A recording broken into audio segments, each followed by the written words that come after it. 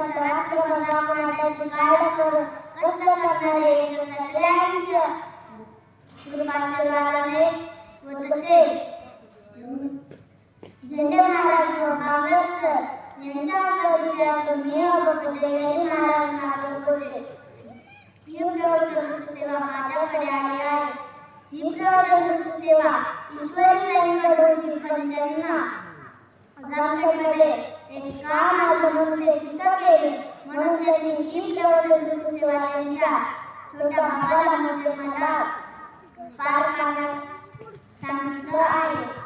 या प्रवचन सेवेसाठी घेतलेली ही अडंती निवासी संत त्यांच्या पाठीवरती मांडे वाजले, निर्जीव भिंत चालवली, रेड्यामुखी वेद बोलवले आणि ज्ञानेश्वरी असा एक पवित्र ग्रंथ लिहिला असेल तर म्हणजे अडंती निवासी संत. तर अडंती निवासी संत म्हणजे कोणते संत? कोणते संत सांगा की? अडंती निवासी संत म्हणजे कोणते संत? ज्ञानेश्वर महाराज. एकदा टाळ्या वाजवा.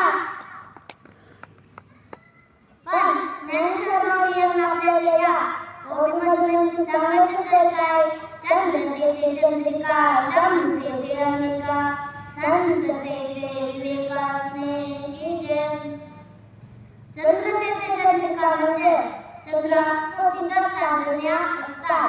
शंभू तेथे अंबिका म्हणजे शंकर महादेव तिथं असतात, तिथंच माता पार्वती देखील असते. संत तेथे विवेकासने की जय म्हणजे संतांजवळच सुविचार असतो. विवेक म्हणजे सुविचार. आपल्याकडे सुविचार, कुविचार आणि सुविचार मधला सुविचार कशाला म्हणतात? दुसऱ्याने काय केलं तर, दुसऱ्याने काय उपकार मानवलं तर त्याचा आनंद आपल्याला हवा. म्हणजे एखाद्याने घर बांधलं, आपल्याला आनंद, आपल्या शेजारचे घर बांधलं तर सुख ते भेटावं आणि लगेच म्हणे कशाचं काय पैसे बिशे नसतात दिले, त्याचे कुठे पैसे, असंच कसं घर बांधिलं असतं त्याच्या घरात नुसतं दुःखचे. याला म्हणतात विचार. सुविचार ठेवला पाहिजे. एखाद्याने गाडी घेतली तर त्याचा पेट आपण आनंदाने खावा. आणि विचार कशाला म्हणतात तर त्याने गाडी घेतली आपण पेटा खायचं, त्याच्या गाडीला नुसतं कुजबुज करायचं, याला म्हणतात विचार. पण आपण सुविचार ठेवला पाहिजे. आणि हा सप्ताह महादेवाच्या दरबारामध्ये चालू आणि हा सप्ताह शंकरच्या भोलेनाथांच्या दरबारामध्ये श्री प्रवचन सेवा देखील चालू आहे. आणि सुविचार आपल्याला पाहिजे. तसंच तुम्हाला उदाहरण देखील सांगतो. कुविचार मनामध्ये ठेवलं तर सगळं आपलं बिघडलं समजा. तसंच तुम्हाला उदाहरण देखील सांगतो. महादेवाच्या दरबारात श्री प्रवचन सेवा चालू तर तुम्हाला महादेवाचं उदाहरण सांगतो. काहीतरी पुरावा माझ्याकडे असतं, माझ्याकडे नसते तर मी सांगत नाही. असंच महादेवाचा एक सेवक होता, तो म्हणजे भस्मासुर. असुर होता, रोज महादेवाला भस्म आणून द्यायचा. तो एकदा गेला, काय जण होते माणसंच होते असुर जातीचे. ते तिथं गेला आणि म्हणतो मला भस्म पाहिजे. त्याला कशाला भस्म पाहिजे म्हणजे तुला कशाला चिताभस्म पाहिजे? त्याला चिताभस्म पाहिजे होता. त्याने कशाला पाहिजे? त्याने मला माझ्या शिवजीला आणायची. तेवढे ते होते असुर. ते म्हणाले की ते खूप शक्तिशाली देवता आहे, त्यांच्याकडून एक असं वरदान मिळेल, त्याने तो आपल्या शत्रूला मारू शकतो. आपले शत्रू कोण आहे? ते म्हणाले मुनी ऋषी. ते खूप तपस्या करून आपली शक्ती त्यांच्यात देतात आणि आपल्याला मारायचा प्रयत्न करतात. तो जातो म्हणतो की मी चारही दिशांनी सगळं जगात बघितलं तरी मला दिसलंच नाही भस्म. तुम्ही असं मला एक वरदान द्या. की त्याच्या डोक्यावरती हात ठेवून तो भस्म होऊन जाईल. मग माझे भोळे यांना काय माहिती याला आता काय करेल. त्यांनी दिलं तो जातो म्हणतो की मला माझ्या शेवटीने हे वरदान दिलंय का नाही, मला याचा प्रयोग करायचा. दोन जणांच्या अंगावरती हात ठेवून त्या दोघांना भस्म करून सगळीजण पळायला त्याला लागले. एक सैनिक झाडावर होता, म्हणाले की तू आमच्यावर कशाला ट्राय करतोय, तू त्यांच्यावरती कर, ते आपल्याला मारायला बघतात. मुनी ऋषींना तू भस्म कर, ते आपल्याला मारायला बघतात. तुझ्या जातीच्या म्हणजे असुरांनाच तू मारतो. मग त्याने ऐकलं भस्मासुराने. कोण ऋषी तपस्या करायला लागला तर त्याच्या डोक्यावरती हात ठेवायचा. लगेच त्या दुसरीकडे जायचे आणि तिथं तपस्या करायची. तिथं जाऊन त्यांना भस्म करायचं. सगळीकडे ऋषी दिसले की लगेच डोक्यावरती हात ठेवून त्यांना भस्म करायचा. मग तो आकाशात उडत होता, तेवढ्यात त्याला नारद मुनी दिसले. तर त्याच्या डोक्यावरती हात ठेवायला लागला की लगेच नारद मुनी पडून गेले आणि इथं भस्मासुराला राजा केलं त्या असुरांनी.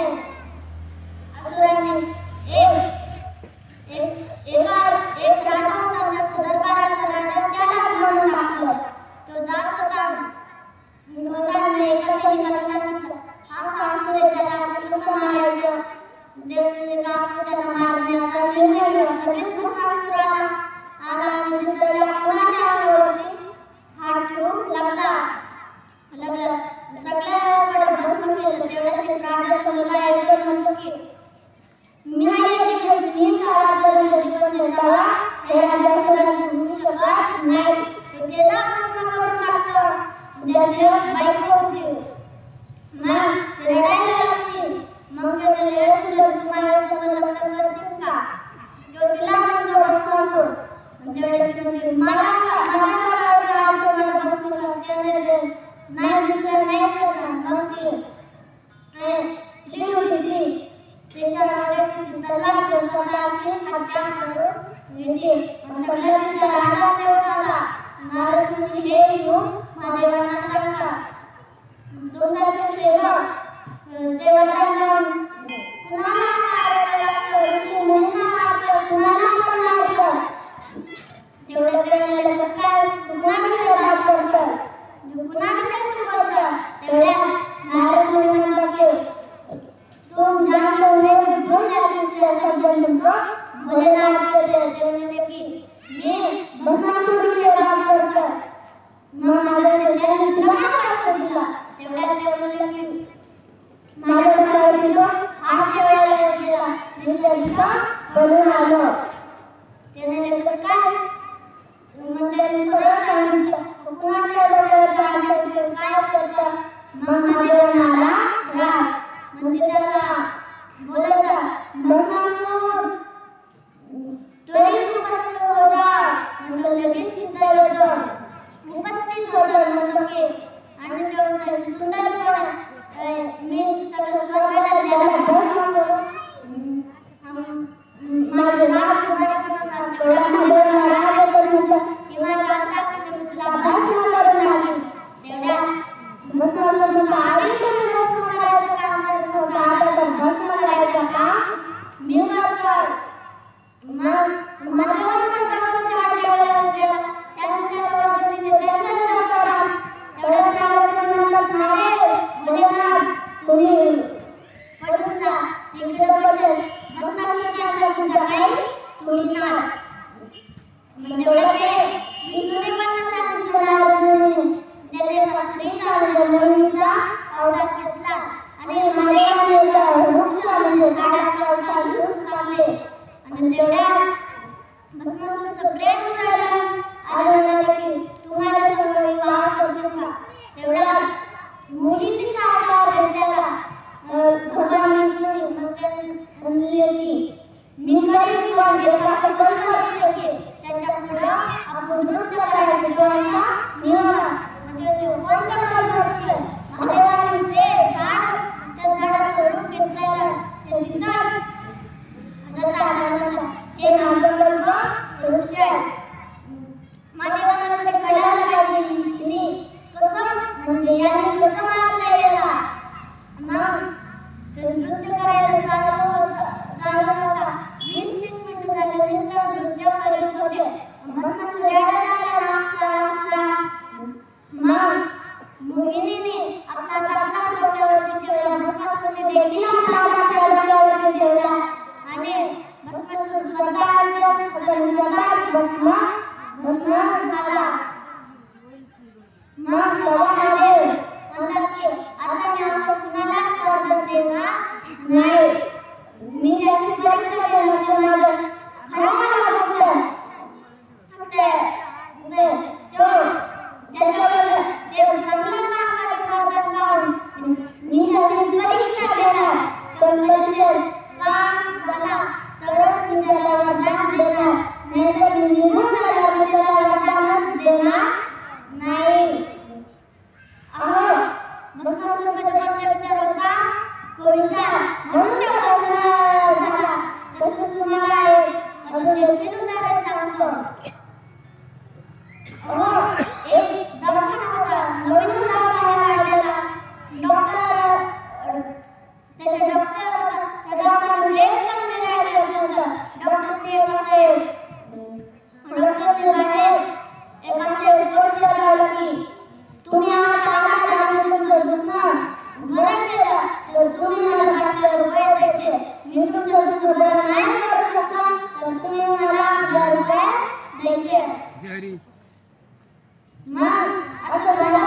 त्याच्यानंतर एक जण आला मला चवच त्याला काही त्याला चव येत होती पण 1000 रुपये पाहिजे होते.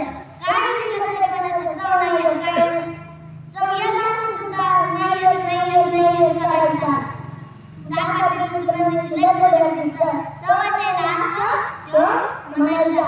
मग तेवढ्यात तो डॉक्टर एका जणाला म्हणतो 5 नंबरचा पप्पा वगैरे 5 नंबरची बॉटल काढ. मग काढली तर बघितलं हे तर पेट्रोल आहे. तो माणूस म्हणला आलीच काढ 500 रुपये. डॉक्टरला 500 रुपये मिळाले. त्याच्यानंतर डबल कळालं मला लक्षातच येत नाही. किती प्रश्न विचारले काल कोणतं जेवण केलं नाही माहीत नुसतं नाही करायचं. आणि त्याच्यानंतर डॉक्टर एका जणानंतर 5 नंबरचा कप्पा उघड 5 नंबरची बॉटल काढ. तेवढं जेवण म्हणजे याच्यात तर पेट्रोल मला डबल पेट्रोल देतात का?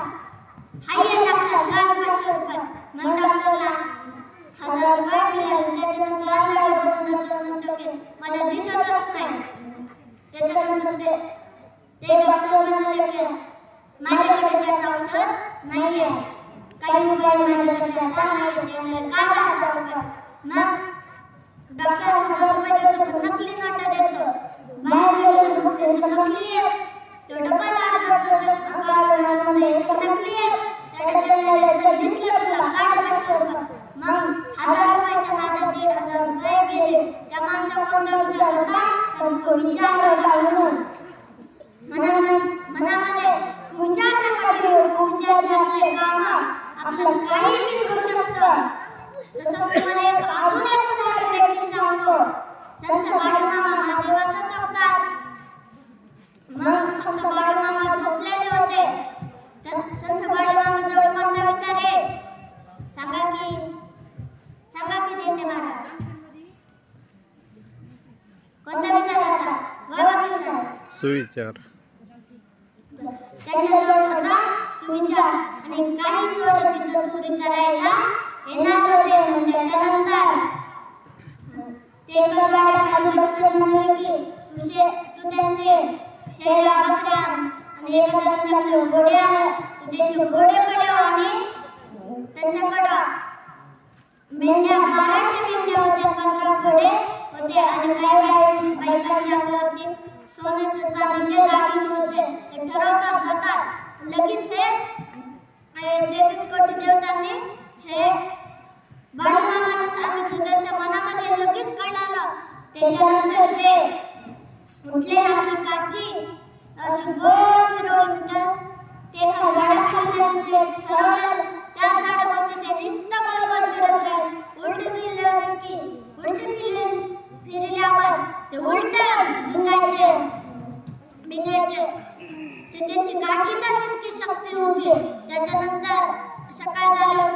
काठी आपल्या जवळ ओढतात. मग ते त्यांच्या जवळ येते म्हणते आम्हाला माफ करा, आम्ही तुमची इथं चोरी करणार होतो, आम्हाला माफ करा. तेवढ्यात संत बाळूमामा म्हणतात की अहो वाल्या कोळीला तुम्ही मारून टाका, वाघने खुशी जगून द्या. अहो त्या चोरांकडे होता कुविचार, कुविचारने काही काम बिघडू शकते. ते चोरीला गेले तर त्यांचे सुर पाय दुखले, इतकं पडून पडून खूप थकले ते. म्हणून मनामध्ये कुविचार काम सुविचार आणा, कुविचारने आपल्या कामावर बिघडू शकतात. म्हणून तुम्ही सुविचार आणा. आताचे लेकरं बाळ कशाचा हट्ट करतात? मला मोबाईल पाहिजे, मला कुरकुरे पाहिजे, मला हेच पाहिजे, मला तेच पाहिजे, मला हेच द्यायचं, मला तेच द्यायचं, याचा हट्ट करतात. पण संत भगवान बाबांनी गुरुमंत्राचा हट्ट केला. तसंच तुम्हाला एक उदाहरण देखील सांगतो. दर यात्रेला नारायणगडावरती जायचे. तसंच ते एकदा नारायणगडावरती गेले. मग त्यांना कळलं की माझे बाबा गुरुमंत्र देतात. गुरुमंत्र म्हणजे माहित नाही तरी गेले माझे मला गुरुमंत्र देतात. येणाऱ्या माणसासमोर बोलण्यात व्यस्त केलं झाले. इतक्या लहान नाही देत. त्यांना मला द्या ना, त्यांना नाही बोललोय ना. मग त्यांची एका शिखराकडे नजर गेली. मग तेवढ्यात माणिक बाबा म्हणतात की त्या शिखरावरून जे उडी खाते मी त्यालाच गुरुमंत्र देतो. पाहिजे ना पाहिजे चढत वर गेलं सगळं जमलं. खाली तुला चॉकलेट देतो, कुरकुरे देतो, मुरकुरे देतो, मोबाईल देतो. इतकं टुकू का बघा, आता का तेव्हा चॉकलेट, आता का कुरकुरे, आता का मोबाईल? तर नाही. तेवढ्यात सगळं जमलं खाली तरी आले नाही. डायरेक्ट दोन दिवशी झेंडू पडल्याप्रमाणे उडी खाली. अंग झटकट उभे राहिले म्हणा आता तरी गुरुमंत्र दे ना. तेवढ्यात माझ्या बाबांना तुला कोण गुरुमंत्र नाही देणार, तुला मी गुरुमंत्र देणारच. पण गुरुमंत्राच्या आधी तेव्हा भगवान बाबाचं नाव आबाजी होतं. तेवढ्यात माझे बाबा म्हणतात की तुझं आजपासून आबाजी नाव नाही, आजपासून तू भगवान आहे भगवान. मग तेव्हा त्याचं नाव भगवान पडलं. त्याच्यानंतर संत भगवान, त्याच्यानंतर संत भगवान बाबा त्यांचं नाव पडलं. एकदा बोला संत भगवान बाबा की जय, संत भगवान बाबा की जय. आणि आता दारुड्यांना काहीच कळत नाही, काहीच. तसंच तुम्हाला एक उदाहरण देखील सांगतो. पावसाळ्याचे दिवस होते. एक दारुडा होता, झुलत घरी येत होता. त्याला घरी आल्यावर कपडे बदलले. त्याला पावसात भिजल्यामुळं गार वाटलं आणि तेव्हा घरी आला बायकोपाशी बसला. गावातल्या माणसाला काय विचारतात, त्याने झालं तरी काय?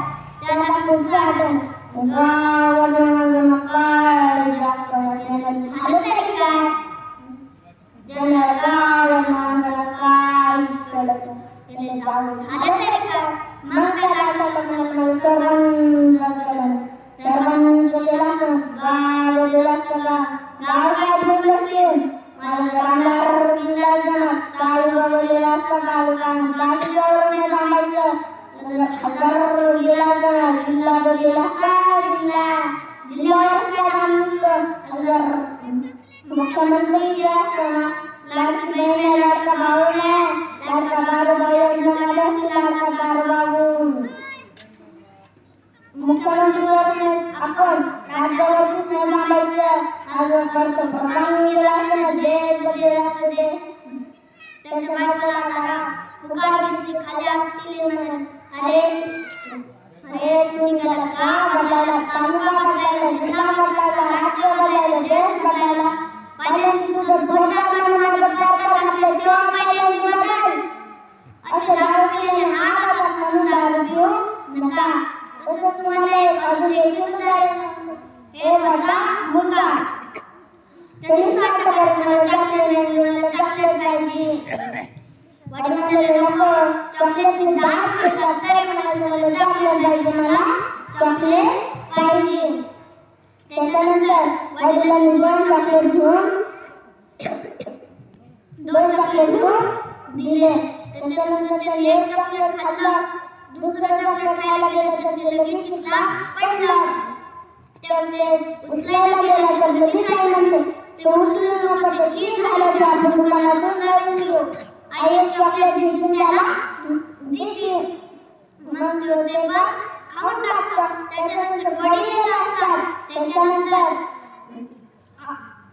लगेच पाऊस यायला लागतो.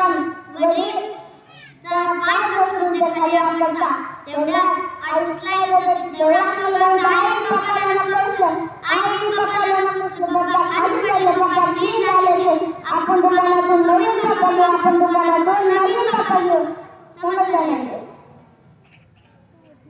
तसं तुम्हाला याच्यावर अजून एक एक्स्ट्रा सांगतो.